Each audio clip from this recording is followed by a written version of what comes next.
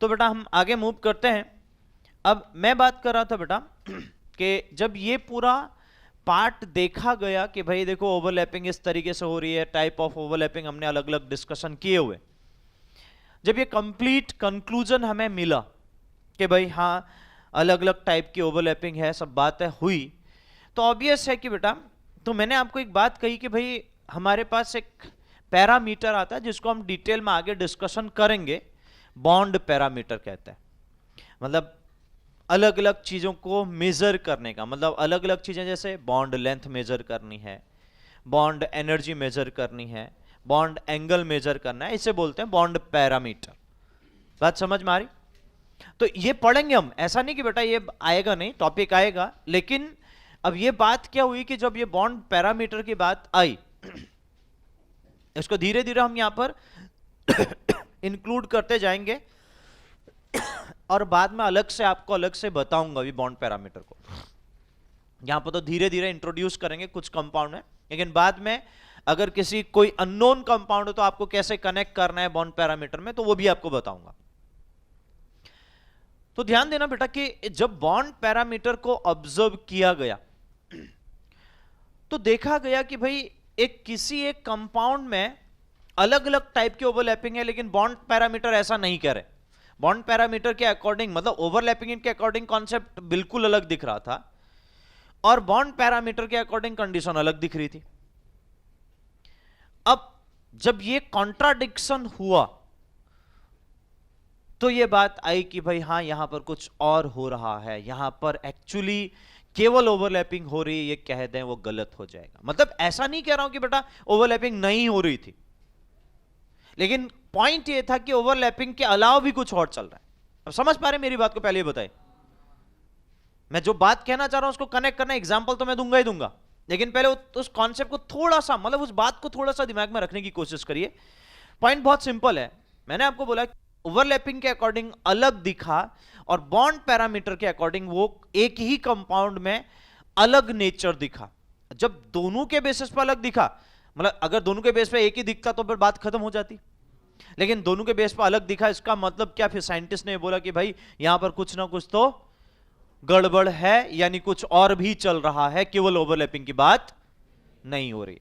Not only overlapping is proceed, in that situation the other thing will be proceed. तो वो other thing क्या थी बेटा, वो पूरा कहानी हमें फिर उनने इस चीज को स्टडी करके कंप्लीटली बताना स्टार्ट किया। तो पहले ये बात बताइए बेटा, वो पॉइंट आपको कनेक्ट हो रहा है जो मैं समझाना चाह रहा हूं कि बेटा ऐसा क्यों हो रहा है। तो जाके बेटा यहां पर जब बात आई कि भाई कि जो यहां पर दूसरी कुछ प्रोसेस चल रहा है, वो प्रोसेस के रिगार्डिंग बात क्या होगी, क्या चल रहा है, किस तरीके से चीजें हो रही है, वो सब चीजों को इंट्रोड्यूस किया गया। अब जब इंट्रोड्यूस किया गया तो जाके बेटा वो चीजें फिर ऑब्जर्व हुई, फिर जाके उसका आज हम इतना इंपॉर्टेंस जो देखने के लिए जा रहे हैं बेटा वो हमें मिल रहा है। और वो कॉन्सेप्ट था बेटा आपका हाइब्रिडाइजेशन। सो नेक्स्ट जो कॉन्सेप्ट है बेटा हाइब्रिडाइजेशन,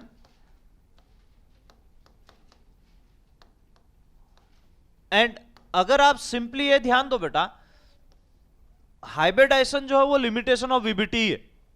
वीबीटी के दो लिमिटेशन है, जिसमें पहला लिमिटेशन एक हाइब्रिडाइजेशन के बेसिस पे इंप्रूव किया गया, जो दूसरा लिमिटेशन आएगा बेटा वो एमओटी इंप्रूव करेगा। ये दोनों कनेक्टेड है, ध्यान रखिएगा। आपको वीबीटी आई तो आप हाइब्रिडाइजेशन को कनेक्ट कर पाओगे, आपको वीबीटी आया तो आप यहां पर प्रॉपरली रिलेट कर पाओगे एमओटी को। अब मैं आपसे पूछना, चलो ध्यान दो, एक पॉइंट पे आते हैं, थोड़ा सा इस पॉइंट को रखिएगा, मैं आपको पूरे पॉइंट से रिलेट करना चाहूंगा अच्छे से। थोड़ा सा आते हैं उस बातों पे कि ताकि आपको चीजें कनेक्ट हो तो फिर आप उसको आराम से समझ भी पाओगे। मैं जो बात कहना चाह रहा हूं बेटा ये हाइब्रिडाइजेशन के अंदर ही है, इसमें अलग से आपको लिखने की जरूरत, उसी के नीचे लिख सकते हो, बट मैं अलग से इसलिए समझा रहा हूं ताकि भाई पहले वो पॉइंट को कनेक्ट करूं तो जाके उसमें इंट्रोड्यूस करें, है उसी के अंदर। बट लिमिटेशन ऑफ वीबीटी बोलेंगे, क्या कहेंगे उसको? जो यहां समझा रहा हूं वो लिमिटेशन ऑफ वीबीटी होगा एक्चुअली। उस लिमिटेशन को इसने इंप्रूव किया। Is that clear everyone? समझ पा रहे हैं मेरी बात को? ठीक है, तो ध्यान दो बेटा, यहां ऑब्जर्व क्या हुआ, मैं आपको एक एग्जांपल के बेस पे चल रहा हूं। एग्जांपल था CH4, ठीक है, CH4 का एग्जांपल है। अब ध्यान दीजिए बेटा कि कार्बन में, यहां कार्बन के कितने बॉन्ड बनेंगे। अब दिमाग थोड़ा सा अच्छे से, आप प्रेजेंट है तो अच्छे से उसको यूज करिएगा, क्योंकि ओवरलैपिंग हमने पढ़ ली। कार्बन के 4 बॉन्ड बनेंगे। अब मैं ये पूछूं बेटा, 4 जो बॉन्ड बनेंगे, एक s ऑर्बिटल हमारे पास होगा, सही है, और p कितने होंगे, p ऑर्बिटल पूछ रहा हूं बेटा, तब भी ठीक है ना सबके बेटा, मैं इसलिए बार बार पूछते रहता हूं, ठीक है ना। तो p ऑर्बिटल कितने होंगे, ये सबको समझ में आ रहा है, तभी तो 4 बॉन्ड बनाएगा ना बेटा, ठीक है। और ऑब्वियस है कि बेटा हमारे पास कार्बन के साथ दूसरा जो एटम है वो कौन सा, हाइड्रोजन, और उसमें तो केवल s ही ऑर्बिटल या ऐसी सबसेल के बेसिस पे एक ही ऑर्बिटल प्रेजेंट है। बात सबको समझ में आ रही। और कितने हाइड्रोजन है, 4, तो हम एक हाइड्रोजन की बात करते हैं पहले। तो सभी हाइड्रोजन में तो ऐसी ऑर्बिटल होगा, इसमें तो कोई डाउट नहीं है, उसमें p होने के चांसेस तो वैसे भी नहीं है। अब मुझे बताइए बेटा, यहां पर 2 टाइप की ओवरलैपिंग होगी, S ओवरलैपिंग होगी और SP ओवरलैपिंग होगी, जिनके बेसिस पे बॉन्ड केवल सिग्मा ही बनेगा, इसमें कोई बात नहीं है। ये सबको क्लियर हो जाना चाहिए बेटा।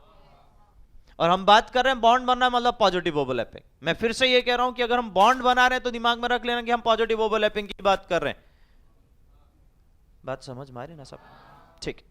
तो बेटा सिग्मा बॉन्ड, लेकिन ओवरलैपिंग 2 टाइप की चाहिए, ये सबको क्लियर है, पक्का पक्का। अब देखो, अब मैंने आपको जो लास्ट हैशटैग बताया था वो यहां यूज होगा, सही है। अब हैशटैग बताया तो यहां यूज होगा, तो ऑब्वियस है कि बेटा हमारे पास, कनेक्ट करिए बातों को अच्छे। अगर हम यहां पर बात करें 2s 1s के बीच में ओवरलैपिंग जो हुई, SS ओवरलैपिंग यही होगी। और अगर बेटा मैं बात करूं 2p 1s के बीच में जो ओवरलैपिंग होगी हमारे पास, 2p 1s के बीच में जो ओवरलैपिंग होगी उसे हम sp ओवरलैपिंग बोलेंगे, सही है, ओके। अब आप कनेक्ट करिए बेटा, मैं फिर से उसी पॉइंट पर आना चाह रहा हूं, आप बिल्कुल अच्छे से ध्यान दीजिएगा बेटा। यहां पर प्रिंसिपल क्वांटम नंबर डिफरेंट है कि नहीं है, हाँ कि ना भाई, प्रिंसिपल क्वांटम नंबर सबको दिख रहा है कि डिफरेंट है, 1 2 1 2 ऐसा ही है। तो फिर ये किस पे डिपेंड करेगा, जो न्यूक्लियस के नजदीक होगा, हाँ कि ना। तो न्यूक्लियस के नजदीक कौन होगा, अब आप डिसाइड करो, चलो। 1s तो सब में, दोनों में कॉमन ही है ना बेटा, आप डिसाइड करो ना। 2s ज्यादा न्यूक्लियस के नजदीक होगा, पक्का। अब 2s न्यूक्लियस के ज्यादा नजदीक होगा तो वहां ओवरलैपिंग अच्छी होगी, यानी 2s 1s में ओवरलैपिंग अच्छी होने वाली है as compare to 2p and, क्या मेरी बात सबको समझ में आ रही। अगर ऐसा हुआ तो मुझे बताइए बेटा, आप यही कहोगे ना कि यहां पर बॉन्ड, हमारे पास बॉन्ड की स्ट्रेंथ ज्यादा होगी और साथ में बॉन्ड डिसोसिएशन एनर्जी ज्यादा होगी, बॉन्ड की लेंथ कम हो जाएगी क्योंकि ओवरलैपिंग ज्यादा हो रही, यही कहोगे। और यहां पर उसका रिवर्स हो जाएगा इसके कंपैरिजन में, कंपेयर जब करोगे। बात समझ में आई कि नहीं आई, समझे। और जब ऐसी कंडीशन हुई बेटा, तो इसका मतलब 2 अलग अलग टाइप के सिग्मा बॉन्ड दिख रहे हैं मुझे, यहां पर है सिग्मा ही, लेकिन 2 अलग अलग टाइप के। एक सिग्मा बॉन्ड हमारे पास ज्यादा एनर्जी वाला, जिसके बॉन्ड को तोड़ने के लिए ज्यादा एनर्जी चाहिए, और एक ऐसा सिग्मा बॉन्ड जिसको बॉन्ड को हम जल्दी तोड़ सकते हैं दूसरे के कंपैरिजन में, हाँ कि ना, समझे। तो भाई जब यहां पर कहानी ऐसी बनी तो ऑब्वियस है कि यहां जो स्ट्रक्चर बना, उस स्ट्रक्चर में अगर मैं सिंपली आपके बोर्ड में स्ट्रक्चर बनाऊं, वो स्ट्रक्चर हमारे पास इस टाइप से ऑब्जर्व हुआ। अब मैं लिख भी दूंगा यहां पर बेटा, सपोज करो ये बेटा, ये पहला मेरे पास कंडीशन है, तो इसको मैं बोलूं कि ये SS ओवरलैपिंग से बन रहा है, तो 2s 1s के बेसिस पे। और ये 2p1s हो जाएगा बेटा, ये भी 2p1s हो जाएगा, ये भी हमारे पास 2p1s हो जाएगा। सही है, बात समझ में आई कि नहीं आई? तो अब बेटा जब ये कंडीशन हुई तो आप मुझे बताइए, आपको 3 बॉन्ड सेम दिखेंगे, एक बॉन्ड अलग दिखेगा? हाँ कि ना भाई? उसकी लेंथ भी छोटी होनी चाहिए, ठीक है, उसकी एनर्जी तो ऑब्वियस है, बॉन्ड लेंथ छोटी है तो एनर्जी ज्यादा होनी चाहिए, ओवरलैपिंग ज्यादा है तो। ये बात सबको समझ में आई? जब ये कंडीशन देखी बेटा तो ऑब्वियस है ओवरलैपिंग ने ये समझा दिया, ओवरलैपिंग के अकॉर्डिंग ऐसा होना चाहिए, ठीक है, ओवरलैपिंग के अकॉर्डिंग यही होना चाहिए। लेकिन बात देखा गया अकॉर्डिंग टू बॉन्ड पैरामीटर, मैं फिर से उस पॉइंट पर आना चाह रहा हूं। आप जब ये ऑब्जर्व बॉन्ड पैरामीटर के अकॉर्डिंग ये चारों बॉन्ड सेम थे तो सब सिग्मा, इसमें कोई डाउट नहीं, चलो ठीक है। और ऐसा भी नहीं कि ओवरलैपिंग नहीं हुई है, आई रिपीट, मैंने आपको पहले बोल दिया कि ओवरलैपिंग कॉन्सेप्ट ही नहीं आएगा, ऐसा नहीं कहा। साइंटिस्ट ने ये नहीं बोला कि ओवरलैपिंग का कॉन्सेप्ट ही नहीं आएगा, साइंटिस्ट ने बोला ओवरलैपिंग तो होगी होगी, लेकिन ओवरलैपिंग से पहले कुछ और भी हो रहा होगा। क्यों ऐसा हो रहा होगा? क्योंकि जब बॉन्ड पैरामीटर के अकॉर्डिंग या एक्चुअल स्ट्रक्चर, जब मैं बात करूं बेटा बॉन्ड पैरामीटर किसका देख पाओगे, जिसका एक्चुअल स्ट्रक्चर आपको रियलाइज हो पाएगा। बात समझ में आ रही? तो बॉन्ड पैरामीटर के अकॉर्डिंग जब वो एक्चुअल स्ट्रक्चर के बॉन्ड लेंथ को मेजर किया तो वो 4 के 4 बॉन्ड, मतलब 3 ये बनेंगे, हाँ कि ना, और एक ये बनेगा, वो 4 के 4 बॉन्ड, मतलब 3 तो चलो ठीक है, लेकिन ये वाला चौथा बॉन्ड भी जो 2s1s का बना है ओवरलैपिंग से, वो भी सेम बॉन्ड लेंथ दिखा रहा था, सेम बॉन्ड एनर्जी दिखा रहा था, सब कुछ सेम दिखा रहा था बेटा। अब जब ये बात आई तो ऑब्वियस है कि बेटा उस समय उस पर्टिकुलर पॉइंट पे एक बात खड़ी हो गई कि भाई देखो अकॉर्डिंग टू वीबीटी या वीबीटी के जो साइंटिस्ट हैं उनके अकॉर्डिंग तो ये होना चाहिए, लेकिन दिख यहां पर कुछ और ही रहा है। तो फिर वहां पर बात जो मैं आपको कहना चाह रहा हूं कि ये कंक्लूजन निकला कि भाई वहां कुछ ना कुछ क्या है, चेंजेस है, कुछ ना कुछ आपका गड़बड़ है, जिसको अब यहां पर उन्होंने एक्सप्लेन किया कि भाई ये रही अब आपका, अब ये कंप्लीटली पता चल गया कि it is the limitation of a VBT. तो कह सकता हूं कि ये लिमिटेशन ऑफ वीबीटी था, मतलब बॉन्ड पैरामीटर के अकॉर्डिंग बेटा सभी बॉन्ड सेम थे, लेकिन वीबीटी के अकॉर्डिंग बॉन्ड डिफरेंट होना चाहिए था, so it is the limitation of a VBT. Understood everyone? अब जब ये बात आई बेटा तो फिर इस चीज को इंप्रूव करने की भी बात आएगी। अब इंप्रूव करने की जब बात आई बेटा तो उसके लिए एक नया कॉन्सेप्ट आया आपका, हाइब्रिडाइजेशन। क्या आया? So the very very important point, देखो अब आप समझना, एक्चुअली देखो अगर मैं आपको बोलूं, ये पहला लिमिटेशन मैंने आपको वीबीटी का बता दिया। देखो वीबीटी की 2 ही लिमिटेशन है, और 2 लिमिटेशन से 2 नए कॉन्सेप्ट का जनरेशन हुआ है। आप सोचो वीबीटी की लिमिटेशन कितनी है? 2, और उन 2 लिमिटेशन से 2 नए कॉन्सेप्ट का जनरेशन हुआ है, और वो दोनों के दोनों नए concept is the very very very important. और अब मैं आपको कनेक्ट कर देता हूं कि वीबीटी के एक कॉन्सेप्ट जो, एक लिमिटेशन जो यहां से दिखी बेटा, उसकी वजह से एक कॉन्सेप्ट बना आपका, और हाइब्रिडाइजेशन का डेवलपमेंट, हाइब्रिडाइजेशन में कोई लिमिटेशन नहीं है, हाइब्रिडाइजेशन का एक्स्ट्रा डेवलपमेंट जो है उसके बेस पे एक नया कॉन्सेप्ट बना आपका वीएसईपीआर थ्योरी। जब तक हमें ना ये चीजें कनेक्टिंग पता नहीं होंगी ना, तब तक हमारे दिमाग में ये बैठेगा नहीं कि हम ये क्यों पढ़ रहे हैं। तो मैं यही समझाना चाह रहा हूं बेटा कि ये नए नए कॉन्सेप्ट जो आप समझ रहे हो, यहां पर देख रहे हो, आपके लिए उस दिन मैंने इसलिए कोवेलेंट बॉन्ड में वो सभी टॉपिक लिखे थे, सब टॉपिक जो हमें स्टडी करने थे लिखे थे। तो उसमें मैंने आपको आपका वीबीटी लिखा था, हाइब्रिडाइजेशन लिखा था, वीएसईपीआर थ्योरी लिखा था, एमओटी लिखा था।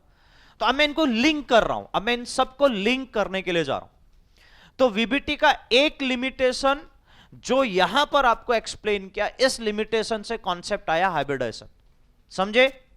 और हाइब्रिडाइजेशन का एक्स्ट्रा वर्क, आप ये कह सकते हो कि हाइब्रिडाइजेशन की कोई लिमिटेशन नहीं है, लेकिन हाइब्रिडाइजेशन को ब्रॉड लेवल में एक्सप्लेन जो किया बेटा, वो उसका एक एक्सटेंडेड एक्सप्लेनेशन है, वो है हमारे पास वीएसईपीआर थ्योरी। आप उसको एक्सटेंडेड कहो, ब्रॉड लेवल में कहो, या एक्स्ट्रा एक्सप्लेनेशन कहो, वो तीनों सेम पॉइंट है, बट लिमिटेशन कोई नहीं है। ध्यान रखना, हाइब्रिडाइजेशन का कोई लिमिटेशन नहीं आया। क्या किया, जितना कॉन्सेप्ट हाइब्रिडाइजेशन साइंटिस्ट ने दिया था उसी में एक दो पॉइंट ऐड कर दिया। अब आपने कोई एक दो पॉइंट ऐड किया तो इसका मतलब ये लिमिटेशन हो जाएगा क्या, मैं ये पूछना चाहता हूं आपसे, नहीं ना। तो पॉइंट ऐड करना मतलब आपने एक्स्ट्रा चीजें भी ऐड करी जो जरूरी थी, इसमें कोई डाउट नहीं है। लेकिन इसका मतलब यह है कि बेटा हाइब्रिडाइजेशन को कोई लिमिटेशन नहीं है, जिसके हाइब्रिडाइजेशन के पॉइंट को ध्यान में रखते हुए कहा कि यह गलत दिया था या ये नहीं था, ऐसा नहीं है। तो हाइब्रिडाइजेशन को कोई लिमिटेशन नहीं है। हाइब्रिडाइजेशन का जो बात है वो क्या है बेटा, कि उसी को एक्सटेंड किया गया। सो एक्सटेंडेड हाइब्रिडाइजेशन आप कहो तो VSEPR theory. Is that clear? ठीक है, तो ये ट्रैक एक चलेगा, ये एक लिमिटेशन वीबीटी का तो एक ट्रैक चला।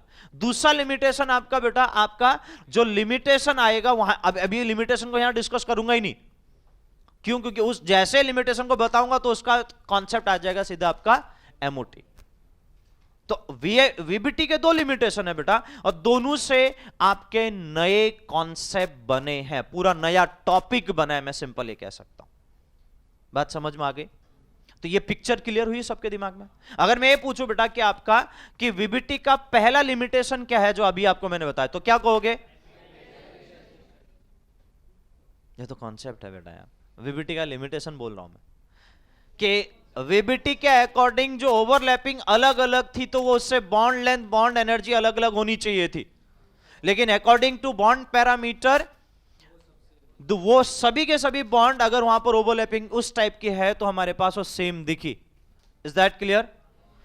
और उस बेसिस पे फिर एक नए कॉन्सेप्ट का जनरेशन हुआ बेटा, तो वो वीबीटी की लिमिटेशन थी, उसके बेसिस पे जो कॉन्सेप्ट का जनरेशन होता है उसे हम क्या बोलते हैं बेटा? और extended of hybridization is known as VSEPR theory, समझे? और वीबीटी की सेकंड लिमिटेशन जो आएगी उससे क्या बनेगा? एमओटी। क्या मेरी बात सबको समझ में आ रही है? वो अभी सेकंड लिमिटेशन में अपन जाएंगे नहीं, वो जब ये कॉन्सेप्ट पढ़ेंगे इसको सीखेंगे उसके बात है। अंडरस्टूड? तो दो लिमिटेशन है, ये ध्यान रखिएगा बेटा। इतना सबको क्लियर हुआ? पक्का? ठीक है। अब देखो बेटा, इस हाइब्रिडाइजेशन में हम आ जाते हैं। तो अब जब बॉन्ड पैरामीटर के अकॉर्डिंग देखा गया बेटा, तो ये सभी बॉन्ड सेम थे, और वो सेम बॉन्ड मतलब हमारे पास सबकी एनर्जी भी सेम थी। और इसको उसने जब स्ट्रक्चर बनाया, और करके लिख देता हूं बेटा मैं इसको, फिर उसने बोला कि ये स्ट्रक्चर कुछ इस टाइप से एग्जिस्ट करेगा। यहां पर आपके सभी के सभी बॉन्ड सेम है और ये स्ट्रक्चर कुछ इस टाइप से एग्जिस्ट करेगा।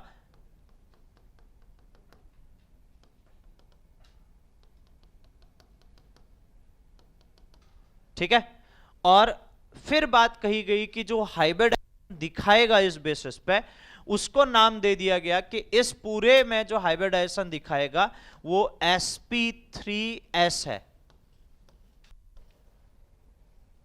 ये समझाऊंगा, यही सीखना है अपने को, ये बात तो सीधी सीधी है, लेकिन मैं उसको ये कहना चाह रहा हूं कि भाई जब हाइब्रिडाइजेशन का कॉन्सेप्ट दिया तो उसने बताया क्या? तो उसने बोला कि वहां पर वो जो हमारे पास हाइब्रिडाइजेशन है वो sp3s होगा। क्या होगा? sp3s। Is that clear? ठीक, अब मैं आता हूं उस पॉइंट पे बेटा, ध्यान दीजिएगा। इसमें बेटा मैं आपको यही समझाना चाह रहा हूं, प्लीज मेक श्योर, मैं फिर से इस पॉइंट पे आ रहा हूं कि जो टोटल जो पॉइंट आपको बताऊंगा उनको बहुत अच्छे तरीके से लिख, उनको सबसे पहले क्लियर करना मस्ट है, उसको समझ, तब जाके बेटा उनको फिर अलग अलग टाइप के जो कंपाउंड या मॉलिक्यूल हैं उनमें उसको अप्लाई करना। ये मत समझना कि बिना पॉइंट याद किए आप कुछ भी कर लोगे। मैं इसलिए बार बार कह रहा हूं कि भाई पॉइंट का याद होना मतलब समझ में आगे बात सीधी सीधी है, लेकिन समझ में आने के बाद याद नहीं है तो उसका कोई मीनिंग नहीं बनेगा। समझ में आने चाहिए, वो मैं समझाऊंगा। सेकेंड थिंग कि उनको आप प्रॉपरली नोट डाउन करोगे तो याद भी रहने चाहिए। इसे छोटे छोटे पॉइंट जितने भी आपको बताऊं, और क्यों, क्योंकि उसके बिना आप कहीं पर भी काम नहीं कर पाओगे। अब ऐसा चीज जो अगर आप कोई भी सपोज करो बेटा, आप कोई भी चीज अगर आप प्रिपेयर कर लो तो उसके लिए उसका बेसिक इंग्रेडिएंट चाहिए ना, हाँ कि ना? यानी उसकी बेसिक रिक्वायरमेंट है बेटा, तो वो चीज आपको नहीं मिलेगी तो आपको कोई भी आइटम जो आप बनाने के लिए जा रहे हो वो प्रिपेयर नहीं हो सकता है। ऐसी बात है, समझे? तो ये समझो कि बेटा हाइब्रिडाइजेशन करने के लिए जो आपको पॉइंट बता रहा हूं वो उसके बेसिक इंग्रेडिएंट हैं, के बिना आप हाइब्रिडाइजेशन को बात ही नहीं कर पाओगे। इसे फिर से बोल दे रहा हूं, वो पॉइंट मुझे परफेक्ट ये, अगर जिसके परफेक्ट नहीं होंगे बेटा वो फिर वो ध्यान रखना, क्योंकि मैं क्लास में पूछूंगा, जिसको याद नहीं होगा तो वो बाहर चले जाएगा। ये ध्यान रखना, ये नेक्स्ट क्लास तक आपको टाइमिंग दूंगा, वहां तक आप इसको परफेक्ट कर सकते हैं। तो अब मैं उन पॉइंट पे आ रहा हूं, इसलिए बार बार कह रहा हूं कि ध्यान रखिएगा, उन पॉइंट को याद करना पहले तो समझना मत जरूरी है, पहले समझिए फिर याद करना। और हर एक पॉइंट बहुत इंटरेस्टिंग है, मैं हर एक पॉइंट को एक्सप्लेन करूंगा डिटेल में। तो इनमें जितने भी पॉइंट्स आपको बता रहा हूं बेटा उनको अच्छे से लिखिएगा समझ के, मैं आपको सिंपल तरीके से आपको प्रॉपरली बताते हुए चल रहा हूं। द फर्स्ट पॉइंट है it is a hypothetical phenomena, it is a hypothetical phenomena।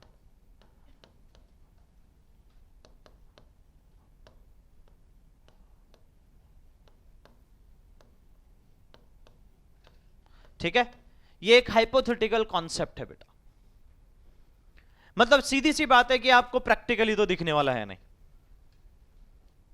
अब मैं ऐसा कह सकता हूं कि बेटा प्रैक्टिकली इसलिए नहीं दिखने वाला, क्यों? क्योंकि ऑब्वियस है कि जब हमें ऑर्बिटल ही नहीं दिखते हैं, ये बात तो सही है ना, कि ऑर्बिटल भी हम प्रैक्टिकली तो देख नहीं पाए थे।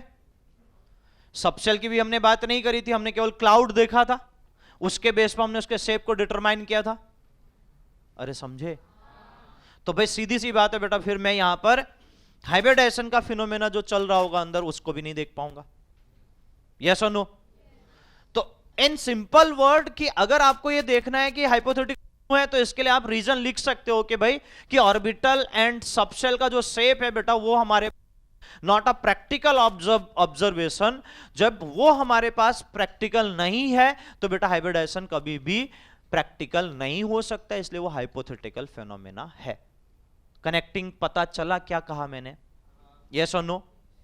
ठीक है, पहला पॉइंट कि हाइपोथेटिकल फेनोमेना है।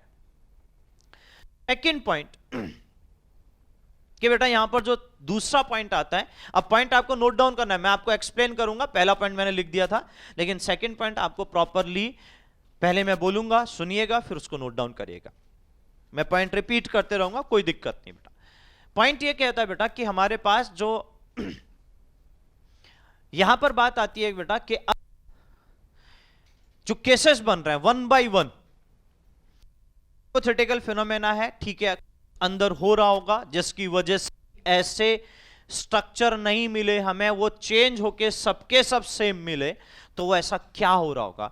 तो वहां होता है बेटा आपका जो एटॉमिक ऑर्बिटल है वो सबसे पहले हाइब्रिड ऑर्बिटल में कन्वर्ट होता है।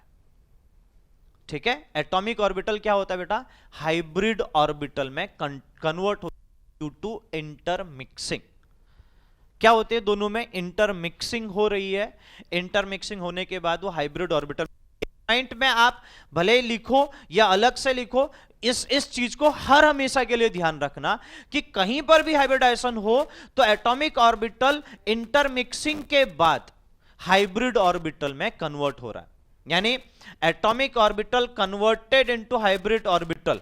ठीक है, atomic orbital converted into a hybrid orbital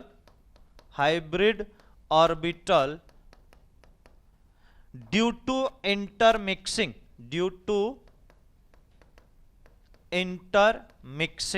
ये सब चीजें आपको थोड़ा थोड़ा समझ में आएंगी, क्योंकि भाई ऑब्वियस है कि बेटा पॉइंट जब तक सभी के सभी सीख नहीं जाओगे तब तक कनेक्ट नहीं हो पाएंगे सबके सब, क्योंकि एक दूसरे से इंटर रिलेटेड है। ऐसा नहीं कि बेटा ये पॉइंट को आपको यहां पर कुछ भी करके समझ में आना चाहिए। अगर ये थर्ड या फिफ्थ या सिक्स से कनेक्टेड होगा तो जब तक सिक्स समझ में नहीं आएंगे तब तक ये समझ में नहीं आएगा। तो इसलिए वन बाय वन हम सीख रहे हैं, मैं आपको फिर भी पूरा बताते हुए चलूंगा। अब यहीं पर एक और स्टेटमेंट लिख सकते हो ड्यू टू इंटरमिक्सिंग के बाद कि बेटा number of hybrid orbital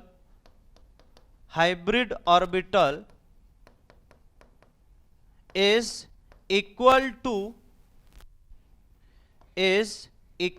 to number of atomic orbital number of atomic orbital which participate intermixing, which participate intermixing. ऐसा नहीं कि बेटा कितने भी एटॉमिक ऑर्बिटल सीधे सीधे काउंट के पूरा लिख दिया, जितने इंटरमिक्सिंग में पार्टिसिपेट होंगे बेटा उन्हीं को आप कंसिडर करोगे, उन्हीं की बात करोगे। Is that clear everyone? I repeat कि बेटा यहां सबसे पहला पॉइंट क्या है बेटा, हाइपोथेटिकल फिनोमेना है। दूसरी मैं बात कर रहा हूं बेटा कि एटॉमिक ऑर्बिटल जो है वो कन्वर्ट होते हैं किसमें, हाइब्रिड ऑर्बिटल में। हाइब्रिड ऑर्बिटल में जब वो कन्वर्ट हो रहे हैं तो बेटा वो कैसे, जब वो कन्वर्ट हो रहे हैं ड्यू टू इंटरमिक्सिंग, और वो इंटरमिक्सिंग के बाद बेटा अब वो हाइब्रिड ऑर्बिटल कितने बनेंगे ये कैसे डिसाइड करोगे, वो डिपेंड करेगा आपके एटॉमिक ऑर्बिटल। जितने एटॉमिक ऑर्बिटल होंगे जो इंटरमिक्सिंग में पार्टिसिपेट हो रहे हैं। अब ऐसा नहीं करोगे बेटा 5 ऑर्बिटल है, 5 के 5 में से अगर 3 ही इंटरमिक्सिंग में पार्टिसिपेट हुए तो आप कहोगे कि भाई 3 ही हाइब्रिड ऑर्बिटल बोले जाएंगे, ना कि 5 बोले जाएंगे। तो ध्यान क्या रखना है, जितने इंटरमिक्सिंग में पार्टिसिपेट करेंगे। Is that clear everyone? अब पॉइंट ये जो वर्ड यूज हुआ है इंटरमिक्सिंग में, आपको थोड़ा सा उसको समझाता हूं, बाकी ये सब इंटरलिंक पॉइंट है बेटा, कनेक्टेड आएंगे आगे तो आपको पता चलते हुए चलेगा। हुआ क्या बेटा, इंटरमिक्सिंग का ये मतलब होता है आगे थर्ड पॉइंट इसी से कनेक्टेड है। फिर इंटरमिक्सिंग का मतलब ये होता है बेटा कि अगर हमारे पास सपोज करो 2s और 2p की बात करता हूं, चलो ध्यान दो यहां से। जब वो 2s 2p है तो आपको पता है, अब याद करना इस चीज को मैंने आपको बताया हुआ है, मैं वहीं से कनेक्ट करूंगा। 2s 2p की बात कर रहा हूं बेटा, जब मैं हाइड्रोजन एटम के लिए बात करता हूं तो 2s 2p की एनर्जी सेम होती है। अब ये याद होना चाहिए बेटा, ये मेरी रिस्पॉन्सिबिलिटी नहीं है, ऑलरेडी मैंने आपको बताया बहुत डिटेल में, ठीक है, हाइड्रोजन एटम के लिए। लेकिन बाकी मल्टीपल इलेक्ट्रॉन के लिए ऐसा नहीं होता है, हां कि ना? अब जब ऐसा नहीं होता है तो ऑब्वियस है कि बेटा हमारे पास हमें ऐसा करना है, मतलब आप समझो कि उन सबकी एनर्जी क्या होनी चाहिए, फिर सेम होनी चाहिए। तो हम क्या कर रहे हैं, हम यही कह रहे हैं, क्योंकि देखो मैंने आपको बोला पहला ही पॉइंट लिखा हाइपोथेटिकल फिनोमेना, तो है नहीं। तो आपको क्या कहना है कि इंटरमिक्सिंग का मतलब क्या है कि वो ऐसे मिक्स हो रहे हैं कि उनकी सबकी एनर्जी सेम हो जाए जो इंटरमिक्स हो रहे हैं। जो ऑर्बिटल इंटरमिक्स हो रहे हैं मतलब वो हाइब्रिड ऑर्बिटल बनाएंगे, और जो हाइब्रिड ऑर्बिटल बना रहे हैं मतलब उन सबकी एनर्जी क्या हो रही है। तो हम इंटरमिक्सिंग का मतलब क्या कहना चाह रहे हैं, एनर्जी को सबकी सेम रख रहे हैं। Is that clear everyone? अगर मैं आपसे स्टेटमेंट पूछूं बेटा, ये क्वेश्चन स्टेटमेंट में भी आता है, अगर मैं आपसे ये बोलूं बेटा कि इंटरमिक्सिंग इट मींस, तो आप कहो सर इंटरमिक्सिंग का मतलब हम उन ऑर्बिटल को सब सेम एनर्जी में ले आ रहे हैं। उन एटॉमिक ऑर्बिटल को जो हाइब्रिड ऑर्बिटल बना रहे हैं उन सबकी एनर्जी क्या होनी चाहिए, क्या होनी चाहिए, सेम होनी चाहिए। तभी जाके बेटा वो वर्ड इंटरमिक्सिंग प्रॉपरली वहां पर उनके लिए बोला जाएगा, जो आपके इंटरमिक्सिंग होने के बाद, मतलब जो जिनमें वो एनर्जी सेम होने के बाद वो एक प्रॉपर हाइब्रिड ऑर्बिटल बन रहे हैं। मतलब आप ये कहो कि किसी को भी उठा के मैं ये कहूं कि इसकी एनर्जी इसके बराबर होगी तो गलत हो जाएगा। इसका मतलब कुछ मिक्सिंग हो है, एनर्जी क्या हो रही है। अब ये इंटरमिक्सिंग के लिए थोड़ा सा, मतलब मैं देखो बेटा मैंने आपको क्या प्रैक्टिकली तो दिखने वाला है नहीं, लेकिन एनर्जी के बेस पे थोड़ा बहुत रिलेट कर सकते हैं। अब रिलेट कैसे करेंगे, अब आपको पता होना चाहिए कि एनर्जी सेम करने के लिए मतलब क्या होना चाहिए बेटा, दोनों की एनर्जी का लेवल सेम होना चाहिए। अब वो हाइड्रोजन वाले पॉइंट को समझिए, सबके लिए लाइन सेम खींची थी, लेकिन बेटा अगर हम मल्टीपल इलेक्ट्रॉन आ रहे थे तो के लिए अलग था। अब पी की एनर्जी अगर ज्यादा है तो मुझे क्या करना पड़ेगा, उसको नीचे लाना पड़ेगा। तो इसका मतलब क्या करना पड़ेगा, इंटरमिक्सिंग कर रहा हूं तो कुछ एस ऊपर चले जाए और कुछ पी नीचे आ जाए, दोनों सेम एनर्जी में आ जाएंगे कि नहीं आ जाएंगे बताओ। मतलब देखो ये विजुलाइज इस तरीके से समझ, क्योंकि अल्टीमेटली कॉन्सेप्ट कहां किस पे डिपेंड कर रहा है बेटा, एनर्जी पे। इसे मैंने पहला इंटरमिक्सिंग का मतलब ही बता दिया कि वो एनर्जी के इक्वल होने के लिए हो रहा है। तो हम ये कह सकते हैं ना कि बेटा ऐसा हो रहा होगा, क्योंकि दिखने वाला तो है नहीं बेटा, तो हम ये कह सकते हैं कि ऐसा हो रहा कि थोड़ा इसकी एनर्जी बढ़ी, क्योंकि ऐसा होगा ना कि बेटा जो ऊपर वाला एनर्जी वाला है वो एनर्जी रिलीज करेगा, तो किसी को गेन करना भी तो जरूरी है। तो अब नीचे वाला क्या करेगा बेटा, थोड़ा गेन करके थोड़ा ऊपर आ जाएगा, और ऊपर वाले की एनर्जी कम हुई तो थोड़ा नीचे आ जाएगा, तो आगे दोनों एक एनर्जी पे लेवल पे। यस और नो? समझ पाए ना मेरी बात को यार, या कॉन्ट्राडिक्ट हो रहा है या परेशान हो चल रहा है ना? समझ में आ रहा है सबको? तो मैं ये कहना चाह रहा हूं बेटा कि एनर्जी के बेसिस पे आप थोड़ा सा रिलेट जरूर कर सकते हैं, क्योंकि एनर्जी वाला कॉन्सेप्ट हमने पढ़ा है। तो अब क्या हुआ बेटा कि एस यहां था, पी यहां, एस थोड़ा सा ऊपर आया, उसने एनर्जी गेन करी, पी थोड़ा नीचे आया, तो दोनों क्या हुआ, एनर्जी लेवल में आगे, सेम एनर्जी लेवल। अब दोनों सेम एनर्जी लेवल में आगे, तो सेम एनर्जी लेवल में आगे मतलब इंटरमिक्सिंग हो चुकी है। Is that clear? और मैंने क्या बोला, इंटरमिक्सिंग के बाद ही जो ऑर्बिटल बनेगा वो कैसा ऑर्बिटल बनेगा, हाइब्रिड ऑर्बिटल बने। अब दिमाग लगाओ, चलो अच्छे से आप सोचो कि जब बॉन्ड पैरामीटर में देखा गया कि सभी बॉन्ड इक्वल है, तो इसका मतलब जब सबकी एनर्जी सेम होगी तो सब में ओवरलैपिंग फिर सेम होना स्टार्ट हो जाएगी। देखो दिमाग लगाओ। तो अब मुझे बताओ कि हाइब्रिडाइजेशन भले ही विजुअलाइज नहीं कर सकते हैं बेटा, लेकिन बॉन्ड पैरामीटर से कनेक्ट करके ये तो कह सकते हैं कि सबकी एनर्जी सेम होगी, तो अब ओवरलैपिंग सब में सेम होगी, तभी तो बॉन्ड लेंथ हमारे पास या बॉन्ड एनर्जी सेम हो पाएगी ना बेटा। मतलब मैं सिंपल इतना कहूं कि ओवरलैपिंग सेम होगी तो सभी बॉन्ड, जितने भी बॉन्ड बने बेटा, जिसमें जिसमें ओवरलैपिंग सेम हो रही बेटा, वो हो सकता है कि बेटा वो बॉन्ड आपके क्या हो बेटा, उनकी बॉन्ड लेंथ सेम हो, बॉन्ड एनर्जी सेम हो। ये बात कनेक्ट हो रही सबको? यस और नो? तो इसलिए क्या हुआ बेटा, वो इंटरमिक्सिंग होना मस्त था। तो बात समझ में आई सबको? अरे एवरीवन, ठीक। तो आगे थर्ड पॉइंट पे हम मूव कर सकते हैं। तो हम मुझे बताइए, पहले इंटरमिक्सिंग समझ में आया, और अब क्या कहूंगा, इंटरमिक्सिंग उतने ही ऑर्बिटल के बेसिस पे हम उनको हाइब्रिड ऑर्बिटल बोल पाएंगे जितने इंटरमिक्सिंग में एटॉमिक ऑर्बिटल पार्टिसिपेट करेंगे। तो वो कंडीशन यहां लिख दी है कि number of atomic orbital are intermix with each other to form a hybrid orbital. It means जितने नंबर ऑफ एटॉमिक ऑर्बिटल होंगे उतने ही हमारे पास हाइब्रिड ऑर्बिटल बनेंगे जो इंटरमिक्सिंग कर रहे हैं।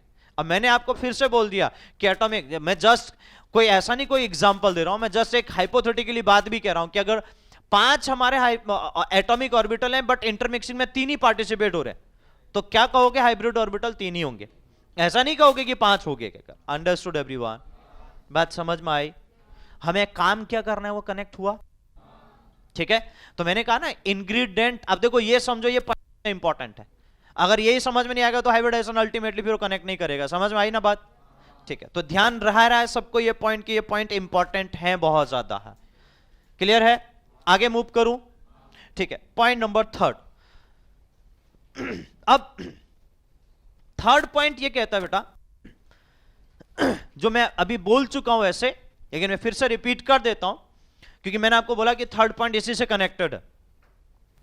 अगर इंटरमिक्सिंग होगी, इंटरमिक्सिंग होने के बाद जो हाइब्रिड ऑर्बिटल बन रहा है उसका साइज, उसका शेप, उसका एनर्जी लेवल सेम हो जाना चाहिए। Is that clear? I repeat, intermixing के बाद हाइब्रिड ऑर्बिटल का size, shape, energy level same हो जाना चाहिए। आपको अपने वर्ड्स पे लिखना है बेटा। मैं इंग्लिश में लिख रहा हूं, मैं इंग्लिश में बोल रहा हूं, प्लीज मेक श्योर, जरूरी नहीं है कि आपको नहीं कनेक्ट हो रहा है तो मत लिखिए, आप अपने वर्ड में गुजराती में लिखिए, या जिनको इंग्लिश में फाता है वो इंग्लिश में लिखिए बेटा, है ना? ऐसा ही बोलते ना, है ना? फाना ना, फाउता, फावड़ा, ठीक है ना? हाँ, मैं पॉइंट फिर से रिपीट कर रहा हूं बेटा। मैंने आपको ये बोला, इंटरमिक्सिंग के बाद बनने वाले हाइब्रिड ऑर्बिटल, हाइब्रिड ऑर्बिटल किसको बोले? जब इंटरमिक्सिंग हो जाएगी। एटॉमिक ऑर्बिटल में इंटरमिक्सिंग हो जाने के बाद हाइब्रिड ऑर्बिटल बनेंगे, और इंटरमिक्सिंग होने का कॉन्सेप्ट क्या है वो बता चुका हूं। Is that clear? और इंटरमिक्सिंग होने के बाद बनने वाले हाइब्रिड ऑर्बिटल का एनर्जी, साइज और शेप सेम हो जाना चाहिए। समझे? अब ऐसा नहीं कि बेटा वो p ऑर्बिटल है वो s है तो दोनों का शेप अलग अलग है, ये बात सीधी है, लेकिन वो जब हाइब्रिड बन चुके हैं तो अब सबका शेप सेम हो जाएगा। क्यों? क्योंकि एटॉमिक ऑर्बिटल को मैं हाइब्रिड ऑर्बिटल बोल रहा हूं ना, और हाइब्रिड तब बोलूंगा जब एनर्जी सेम हो जाएगी, और जब एनर्जी सेम होने तो सब मेरे लिए इक्वल हो गया ना बेटा यार, फिर तो सबका शेप सेम हो जाना चाहिए, साइज भी सेम होनी चाहिए, एनर्जी भी सेम होनी चाहिए। Is that clear everyone? हाँ कि ना? पक्का? ठीक है, इतनी बात सबको समझ में आई? ठीक है, तो अब ये थर्ड पॉइंट है, क्लियर हो गया सबको? थर्ड पॉइंट क्लियर, तो अब बेटा मैं फोर्थ पॉइंट पे मूव कर रहा हूं। फोर्थ पॉइंट है कि hybrid orbital is represented by, उसको रिप्रेजेंट किस तरीके से किया जाता है, हाइब्रिड ऑर्बिटल को रिप्रेजेंट करने का जो तरीका है मैं आपको बता दे रहा हूं। वो तरीका बेटा कुछ इस तरीके से है, एक ऐसा बनता है, एक ऐसा बनता है, इसको बोलते हैं लार्ज लोब और ये स्मॉल लोब। देखो ये हाइब्रिड ऑर्बिटल को रिप्रेजेंट करने का तरीका। I repeat, the hybrid orbital is represented by this phenomena. First is large lobe, one is large lobe and another is small lobe. एक large lobe होगा, एक small lobe होगा।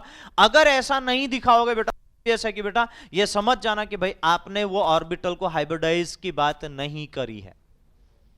अब आप ध्यान दो बेटा, मैं इस पॉइंट पर आता हूं, ये पॉइंट नोट डाउन किया सबने? तो मैं क्या कहना चाह रहा हूं, अब मुझे एक चीज बताइए, अगर हाइब्रिड ऑर्बिटल को मैं ऐसा दिखा दे रहा हूं, अब भले वो S हो, P हो, D हो, कोई भी होगा, सब ऐसा ही दिखेगा मुझे। क्यों? क्योंकि तभी तो सबकी एनर्जी सेम मानी जाएगी ना। तो मतलब अब मेरे लिए सिंपल क्या हो गया, अब ये बात नहीं कहूंगा कि भाई मुझे S के बारे में डिस्कशन करना है, P के बारे में डिस्कशन करना है। मेरे लिए जैसे ही वो एटॉमिक ऑर्बिटल हाइब्रिड ऑर्बिटल बन चुका है, मतलब उसका शेप ऐसा होगा। Is that clear? S की बात करूंगा ना, P की बात करूंगा ना, किसी की बात करूंगा, अगर वो हाइब्रिड ऑर्बिटल बन चुके हैं तो। Got it everyone? बात समझ में आ गई ना सबको? फिर हमें यह ध्यान नहीं देना बेटा कि S का शेप स्फेरिकल था तो हमें स्फेरिक होना जरूरी है, नहीं, वो सब इसके अंदर आ गया, वो सब इसके अंदर आ गया, उसमें आपको जाने की। P का शेप हमारे पास डंबल होता है, डंबल तो दिख नहीं रहा, नहीं, वो सब इसमें आ चुका है, आपको उसमें जाने की जरूरत नहीं है। सबका शेप, मतलब अगर ये S है तो S को भी ऐसे रिप्रेजेंट करूंगा, अगर इधर P है, दूसरा P है, तीसरा P है, सबको मैं ऐसे ही रिप्रेजेंट करूंगा। Got it everyone? तो अगर मेरे 4 हाइब्रिड लोब, मैं ये कहता हूं कि 4 हाइब्रिड ऑर्बिटल बने तो 4 के 4 ऑर्बिटल ऐसे ही होंगे। ये ध्यान रखना कि ऑर्बिटल का शेप, जब हाइब्रिड ऑर्बिटल बना रहे हो बेटा, तो फिर उस समय ये ध्यान रखना कि उन सबका शेप होना चाहिए। Got it everyone? क्या मेरी बात सबको समझ में आई? अब बेटा मैं फिर से उसी पॉइंट पाना, अगर हाइब्रिड ऑर्बिटल सेम होगा, उसका एनर्जी सेम होगा, उसका शेप सेम होगा, तो अभी मैंने पॉइंट लिखा है भी आपको थर्ड, उसी बेसिस पे, तो तभी जाके आप ये कह पाओगे ना कि ओवरलैपिंग सेम कर पाएगा, तभी तो बॉन्ड पैरामीटर की उस बात को फुलफिल कर पाएगा ना। समझ पाए ना मेरी बात को सब लोग यार? यस और नो? तो ये पॉइंट भी ध्यान रखिएगा बेटा, तो उसको हम रिप्रेजेंट इस तरीके से करते हैं। Got it everyone? ठीक है, नेक्स्ट पॉइंट नंबर 5th,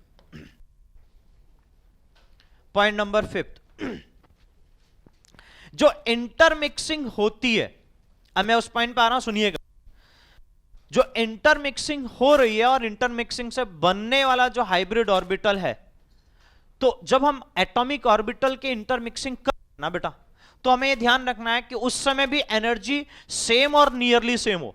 जैसे मैंने एग्जांपल दिया 2s 2p का, अब आप कहो कि सर नहीं मैं 2s और 3p में करेंगे, तो डिफरेंस बढ़ जाएगा ना।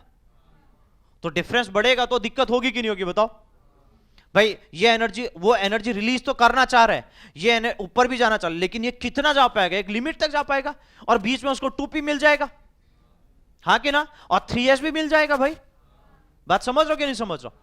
तो अब मैं ये कहना चाह रहा हूं बेटा कि जब मैं बात करते हैं कि इंटरमिक्सिंग के लिए, तो इंटरमिक्सिंग के बाद बनने वाला हाइब्रिड ऑर्बिटल जो होगा, उनकी एनर्जी सेम और नियर सेम होनी चाहिए। का रीजन भी दूंगा आपको, तो आपको क्या लिखना है पॉइंट पहले सुन लो। पॉइंट मैं ये बोल रहा हूं बेटा कि इंटरमिक्सिंग के बाद जो बनने वाला हाइब्रिड ऑर्बिटल है, तो जो मिक्सिंग हो रही है, तो इंटरमिक्सिंग में जो एटॉमिक ऑर्बिटल है उन ऑर्बिटल की एनर्जी सेम और नियरली सेम होनी चाहिए। किसकी? ठीक है, क्यों? क्योंकि हाइब्रिड ऑर्बिटल की तो सेम होनी है कंपलसरी, तभी बात हो जाएगी, हाँ कि ना? लेकिन हमारे पास हम ये बात कहना चाह रहे हैं कि हमें जो एटॉमिक ऑर्बिटल है उनकी एनर्जी सेम और नियरली सेम रहनी चाहिए। Got it everyone? क्या मेरी बात सबको समझ में आ रही? मैं एग्जांपल भी दे रहा हूं आपको जी, तो मेरी बात पे ध्यान देना बेटा अच्छे से। हाँ ठीक है, मैंने आपको बोला बेटा कि इंटरमिक्सिंग के बाद जो हाइब्रिड ऑर्बिटल बनेंगे, उन हाइब्रिड ऑर्बिटल बनाने के लिए या इंटरमिक्सिंग करने के लिए जो एटॉमिक ऑर्बिटल की जरूरत है, वो एटॉमिक ऑर्बिटल ऐसे हो जिनकी एनर्जी या सेम हो या नियर हो। Is that clear? अगर मैं बात करूं बेटा सेल, तो सेकंड सेल में मुझे पता है 2 सबसेल आते हैं, यस और नो? तो मैं ये कह सकता हूं सेकंड सेल में जितने भी सबसेल होंगे उनकी एनर्जी में माइनर डिफरेंस तो होगा, इसमें कोई डाउट नहीं है, हाँ कि ना? क्योंकि भाई एस अलग है, पी अलग है। तो मेरे लिए अगर शेल बोला जा रहा है तो कहूंगा एनर्जी सेम। तो अब ऐसा नहीं करता कि सेकंड सेल थर्ड इंटरमिक्सिंग की बात करोगे। अगर मैं सेम लिखवा रहा हूं तो मतलब सेम शेल की बात हो रही। अगर मैं बात कर रहा हूं नियरली सेम जी, तो मैं सबसेल की भी बात कर रहा हूं, और कहीं पर एक जगह पर मैं जाऊंगा बेटा जहां मैं सेल को चेंज जरूर करूंगा, और वो केसेस आपको स्पेशली दिखेगा कोऑर्डिनेशन कंपाउंड में, यहां नहीं दिखेगा। कोऑर्डिनेशन कंपाउंड में दिखेगा, यहां नहीं दिखेगा, वो स्पेशल केसेस है, इसलिए मैं आपको पहले बोल दे रहा हूं, फिर बाद में ऐसा ना हो कि सर वो आपने ऐसा क्यों कहा। वो बेटर है कि आप वहां पर अच्छे से ज्यादा डील कर पाओगे। यहां रीजन आपको अगर आप समझोगे तो बहुत बात है, क्योंकि रीजन तो मैंने आपको बताया बेटा। तो मैं आ रहा हूं पे, लेकिन मैंने आपको बोला कि बेटा पहले तो सेम एनर्जी और फिर नियरली सेम, मतलब एक ही शेल में ऑर्बिटल है उनके बीच में हो तो मैं सेम एनर्जी कह सकता हूं। और अगर मैंने नियरली सेम बोला है तो बेटा मैं किसी एक दो के लिए कह रहा हूं तो उसके पीछे भी उसका रीजन होगा, तो मैं आपको समझा देता हूं। Got it everyone? ठीक है, तो ध्यान दो बेटा, मैं अब आप उस पॉइंट पे आ रहा हूं कि सेम एनर्जी अगर मैं आपसे बोल रहा हूं तो सेम एनर्जी मतलब आप लिख सकते हो जनरली शेल के लिए बात हो रही है, ठीक है? सेम एनर्जी मतलब सेम शेल से रिलेटेड बात हो रही है। अगर नियरली सेम की बात करी मैंने, तो अब ये सेम शेल मतलब आपका 2 में ही इंटरमिक्सिंग की बात कर रहे हैं, 2 के अंदर ही इंटरमिक्सिंग हो रही है, 2 में जो सबसेल प्रेजेंट है उनमें इंटरमिक्सिंग हो रही है। करना कि 2 को 3 के साथ इंटरमिक्सिंग के लिए जा रहा है, उसके लिए मैं कह रहा हूं कि सेम एनर्जी की बात। Got it everyone? मैंने दूसरा आपको बोला बेटा नियरली सेम एनर्जी। अब वो नियरली सेम एनर्जी मतलब आप समझिए, इसमें आप एग्जांपल भी लिख सकते हो बेटा सेम सेल के लिए, मतलब 2s और 2p में इंटरमिक्सिंग हो रही, ठीक है? मैं इंटरमिक्सिंग की बात कर रहा हूं, सही है कि नहीं है? अरे समझे? ठीक है, मैं बात करना चाह रहा हूं बेटा कि जो मेरे लिए इंपॉर्टेंट है वो second case, nearly same energy मैंने आपको बोला। अब मैं किस केस में जा रहा हूं आप ध्यान दीजिएगा बेटा, वो नियरली सेम वाले कंडीशन में, nearly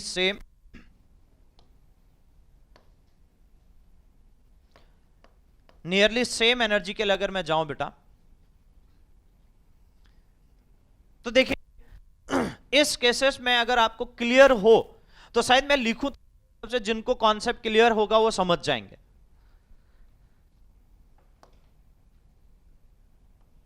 four S 3d 4p, अगर इतना लिखा है तो मेरे हिसाब से समझ जाना चाहिए। बोलो,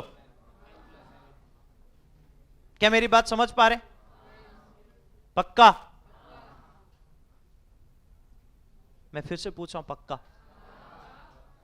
है ना?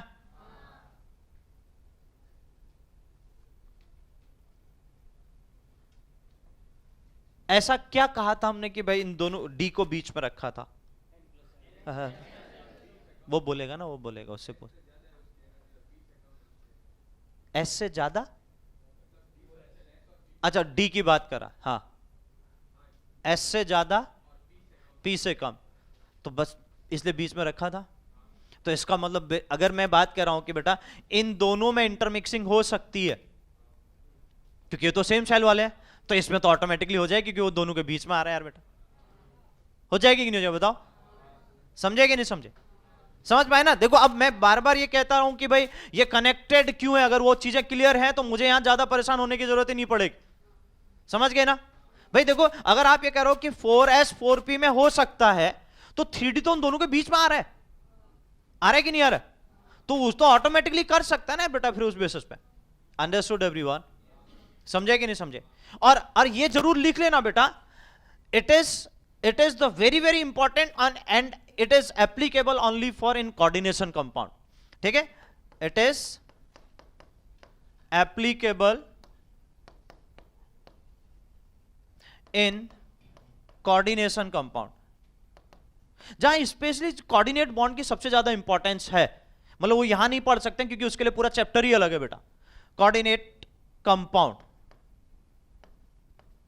ठीक है, वो यूनिट ही अलग है बेटा, इसलिए यहां पर उसके तो डिस्कशन हम ज्यादा कर ही नहीं सकते हैं, लेकिन ये जरूर बता देता हूं कि पर ज्यादा आपको मैक्सिमम कैसे लिए वो मिलेगा, यानी मैक्सिमम एप्लीकेबल कंडीशन आपको वहीं पर मिलेगी इसके। यहां एक आध दो एग्जांपल मिले तो अलग बात है बेटा, लेकिन ज्यादा एप्लीकेशन आप वहीं पर देख पाओगे। समझे? क्या इतनी बात सबको कनेक्ट हुई? ठीक है, तो ये पॉइंट नंबर 5 कनेक्ट हुआ सबको, कि मैंने जो बात कही बेटा कि उनकी एनर्जी हमारे पास क्या होनी चाहिए, सेम और nearly same. Got it everyone? ये कहां एप्लीकेबल होगा ये भी बता दिया बेटा, और इसलिए हम ज्यादा उस पॉइंट में परेशान ना हो। अगर वो कोऑर्डिनेशन में मैंने आपको बोला कि कोऑर्डिनेट कंपाउंड ही अलग है, उसके लिए पूरी केमिस्ट्री अलग है, it is the branch of a chemistry which deals with the specific type of compound that is known as coordinate compound. तो उस पर्टिकुलर पार्ट में अगर हुआ है तो बेटा वो वहीं डिस्कशन करेंगे, तो यहां पर उसमें हम ज्यादा डिटेल में नहीं जाएंगे। बात समझ में आई सबको? हम पॉइंट नंबर 6 में मूव करते हैं बेटा। पॉइंट नंबर 6 जो है बेटा, another very very important point, कि जो हाइब्रिड ऑर्बिटल हैं, सुनिएगा बहुत अच्छे से, वो 3 टाइप के हाइब्रिड ऑर्बिटल हो सकते हैं। I repeat, hybrid orbital 3 type के हो सकते हैं। मतलब after the intermixing the hybrid orbital are in 3 major types. The first one is 3 types जो है बेटा, उसमें पहला हमारे पास होता है हाफ फिल्ड,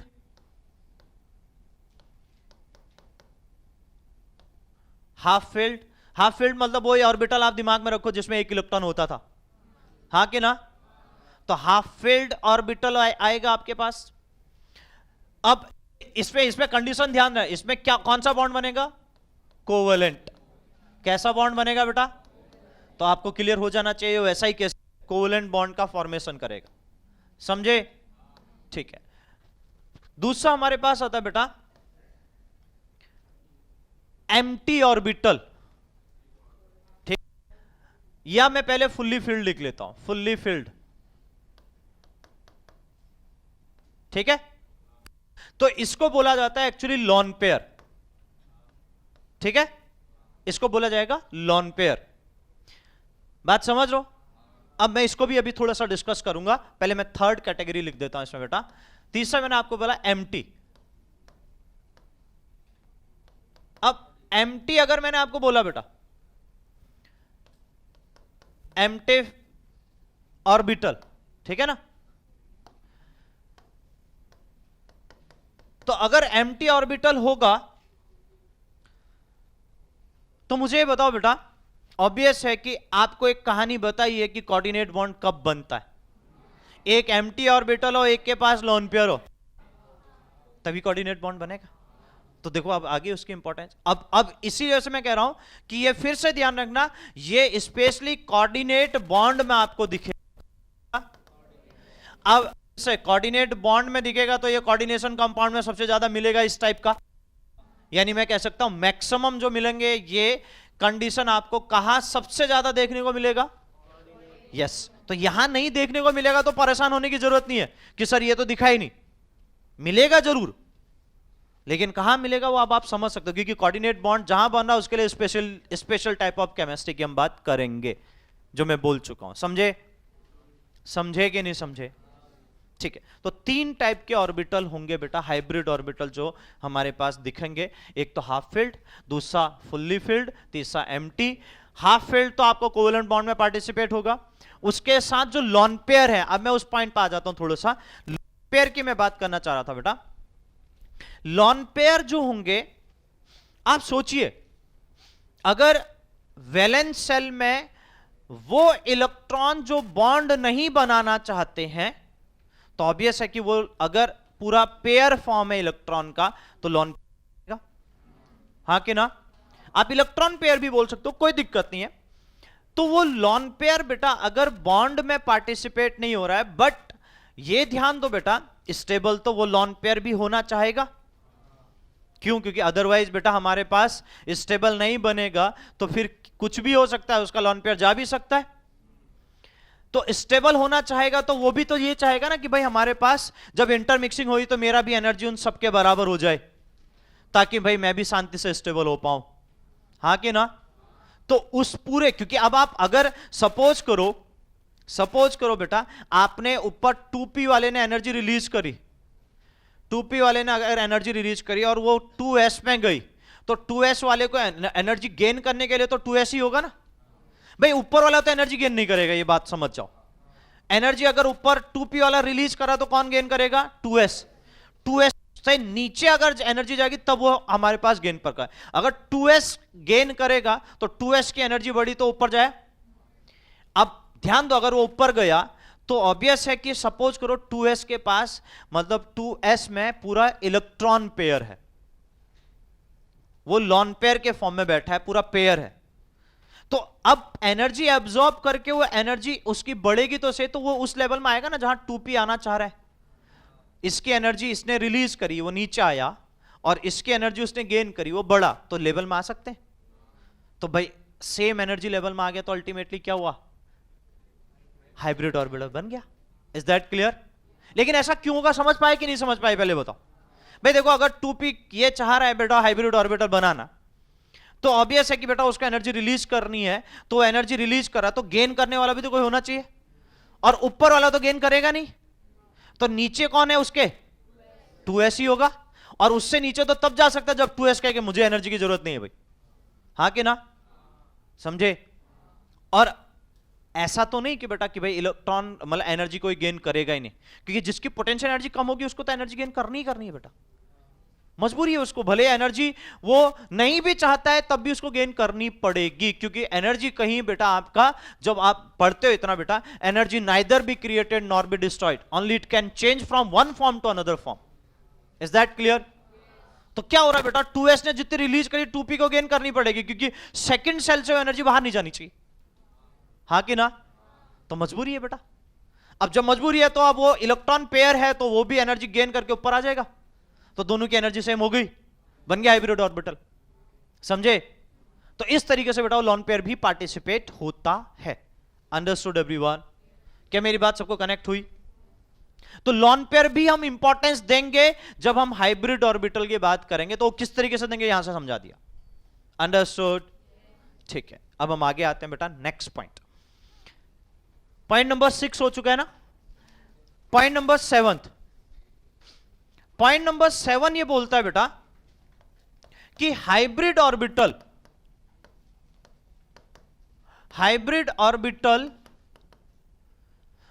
केवल वो होंगे जो सिग्मा बॉन्ड बनाएंगे एंड जो लॉन पेयर होंगे, वो ही केवल हाइब्रिड ऑर्बिटल होंगे। अब ये बहुत इंपॉर्टेंट कंडीशन है, तो इसके लिए एक सिंपल सा फॉर्म लिख देता हूं बेटा, उसको हम बोलते हैं THO या स्टेरिक नंबर। स्टेरिक नंबर कुछ भी बोलो बेटा, हाँ स्टेरिक नंबर मतलब जो बाहर से बॉन्ड बनाने वाला है उसको स्टेरिक नंबर बोला जाता है। जो बॉन्डेड एटम है, जो बॉन्ड में पार्टिसिपेट हो पाएगा, उससे स्टेरिक नंबर का नाम दिया जाता है। THO का मतलब है टोटल हाइब्रिड ऑर्बिटल। THO का मतलब है total hybrid orbital. Is that clear? तो ये निकालेंगे कैसे, मैं आपको बोल रहा हूं। Number of sigma bond plus lone pair. क्या करूंगा, उस सेंट्रल एटम को पकड़ूंगा, उसमें देखूंगा कितने सिग्मा बॉन्ड बन रहे हैं, ठीक। ये तो समझ जाएंगे ना अब हम, सिग्मा क्या होता है, पाई क्या होता है, या इसमें भी दिक्कत है, ठीक। तो अब नंबर ऑफ सिग्मा बॉन्ड पता चल गया, प्लस उस पर लॉन पेयर कितने हैं उस सेंट्रल एटम में, तो number of sigma bond plus lone pair ही मुझे क्या बताएगा बेटा, THO। अब इसके बारे में आगे डिस्कशन करेंगे, वो बात है, पहले THO निकालना कैसे वो समझ जाओ। तो ये 7th पॉइंट एक्चुअली वही कहना चाह रहा है, गॉट इट एवरीवन, कि हाइब्रिड ऑर्बिटल केवल क्या होंगे, सिग्मा बॉन्ड जो फॉर्म कर रहे होंगे, यानी कोवेलेंट में मुझे केवल सिग्मा बॉन्ड देखना है। इसका कनेक्टिविटी आपको 10th पॉइंट में मिलेगा, इस पॉइंट का कनेक्टिविटी 10th पॉइंट जो लास्ट होगा उसमें आपको देखने को मिलेगा। लेकिन इतनी बात सबको समझ में आई? तो मैं ये कहना चाह रहा हूं बेटा कि हाइब्रिड ऑर्बिटल कौन कौन से होंगे, अगर आपसे पूछा जाए तो क्या कहोगे? देखो हाइब्रिड ऑर्बिटल ये सभी फॉर्म कर सकते हैं ये तीनों, लेकिन हमें कोवेलेंट में अगर देखना है, स्पेशली कोवेलेंट में, क्योंकि ये तो कोऑर्डिनेट में भी है, सबके सब आ गया ना पूरा केमिस्ट्री में जितने हाइब्रिड ऑर्बिटल बनेंगे। हम अगर कोवेलेंट बॉन्ड की स्पेशली बात करें तो उसमें हमारे पास क्या देखना है, sigma bond plus lone pair. Is that clear? क्या मेरी बात सबको समझ में आ रही है? गुड। अगर ये पॉइंट समझ में आया तो उसके बेसिस पे मैंने TH है। तो अगर आपको बोला गया कि टोटल हाइब्रिड ऑर्बिटल निकालना है तो कैसे निकालोगे, तो कहेंगे हम number of sigma bond plus lone pair, हम ये काउंट कर सकते हैं।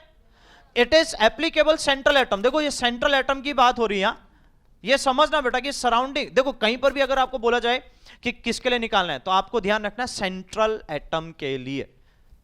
किसके लिए? Central atom. सेंट्रल एटम तो समझ जाओगे बेटा, ठीक है, इतना पॉइंट समझ में आया। तो हमारे पास हम बात करें बेटा पॉइंट नंबर 7 का, आई होप कि पॉइंट नंबर 7 सबको क्लियर हो चुका, गॉट इट, ठीक। नेक्स्ट पॉइंट पे आते हैं बेटा, पॉइंट नंबर 8। पॉइंट नंबर 8 क्या कहता है बेटा, अब बात करते हैं ओरिएंटेशन की। अब इंपॉर्टेंट है ओरिएंटेशन। अब ओरिएंटेशन क्या होता है?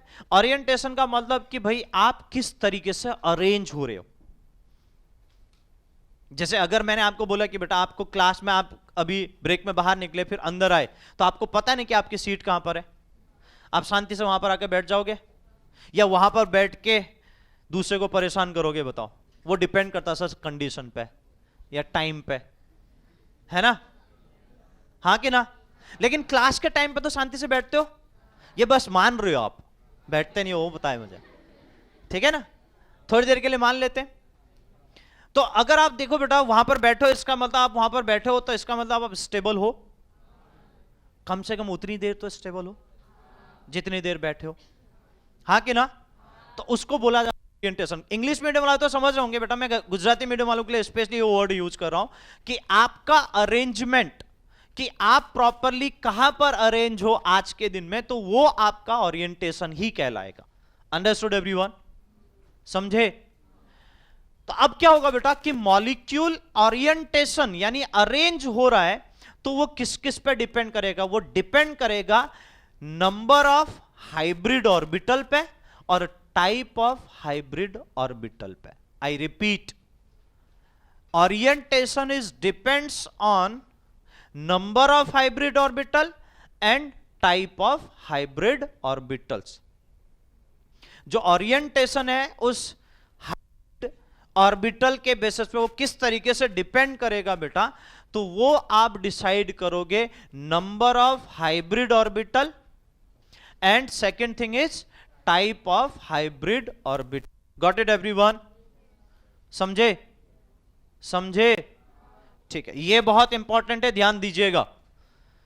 अब कितने नंबर हैं? ऑब्वियस है कि बेटा अगर कितने नंबर है, सपोज करो आपकी क्लास में इतने ये सब लोग हैं, अगर मैं एक छोटी सी क्लास में बैठा हूं तो क्या अरेंज हो पाएंगे? नहीं, तो स्पेस ज्यादा चाहिए, सही है? तो ये तो पहला हो गया नंबर। दूसरा, आपको बेंच इतनी चाहिए, वो छोटे बच्चों की बेंच आती, क्या उसमें आप बैठ पाओगे? पहले बैठे भी हो, हाँ कि ना?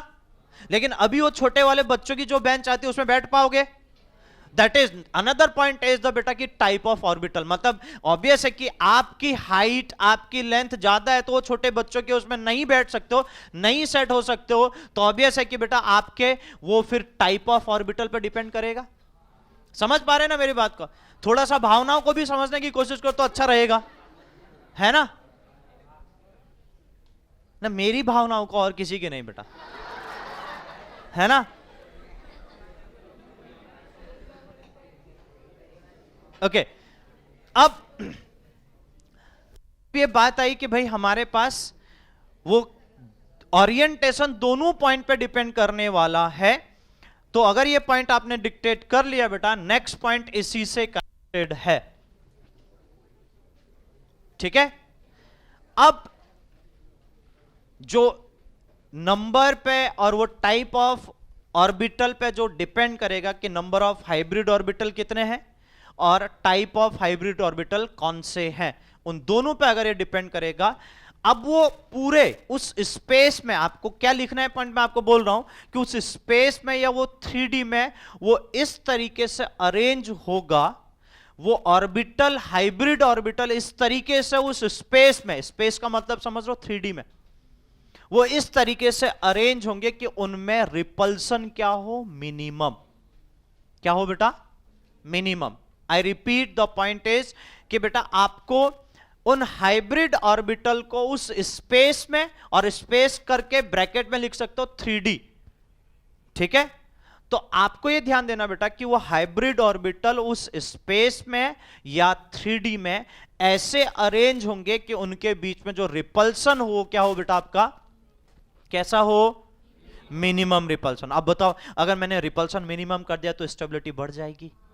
बस हम काम क्यों कर रहे हैं यह समझना जरूरी है, स्टेबिलिटी को बढ़ाने के लिए। तो ऑब्वियस है कि बेटा वो अरेंज इस तरीके से होगा ताकि रिपल्सन क्या हो जाए बेटा उनके बीच में मिनिमम, जिससे स्टेबिलिटी क्या होगी बेटा, मैक्सिमम। समझे? यस और नो? तो हमने उसको कैसे अरेंज करना है 3D में, रिपल्सन मिनिमम हो, इसका मतलब क्या होगा, हमारे पास स्पेस में ऐसा अरेंज करना है ताकि उनके बीच में रिपल्सन मिनिमम हो। तो इसका मतलब उनके बीच में बॉन्ड एंगल बढ़ाना पड़ेगा। बोलो, बात समझ में आई कि नहीं आई?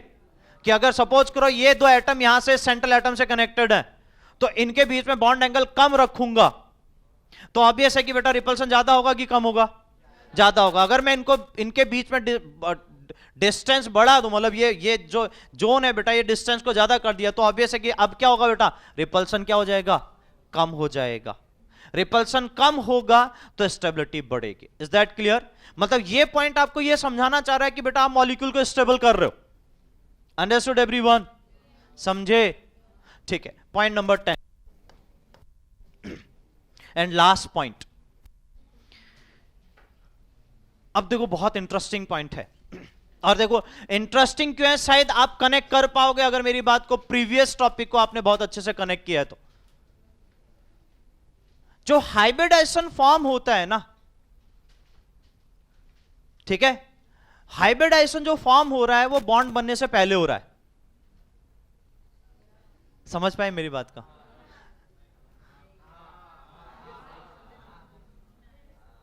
समझना यार बेटा, मैंने अभी तो पहले ही बोला कि बेटा मतलब मैं कह रहा हूं कि ओवरलैपिंग से पहले कुछ चल रहा है। मैं इसलिए कहता हूं कि बेटा मेरे हर पॉइंट को पकड़ के रखोगे ना, तो आपको घर पे जाके ना ज्यादा दिमाग लगाने की जरूरत ही नहीं पड़ती है, क्योंकि मैं हर पॉइंट में आपको क्लियरिटी देख के चल रहा हूं। मैंने जो पहले पॉइंट बोला होगा, इसका मतलब आप समझ जाओ उसका आगे कनेक्टिविटी कहीं ना कहीं मिलेगा। मैंने यही बोला था बेटा कि बॉन्ड बनने से पहले कुछ हो रहा होगा, इसकी वजह से ऐसा हुआ कि बेटा उसके बॉन्ड पैरामीटर मुझे सेम दिखे। समझे कि नहीं समझे?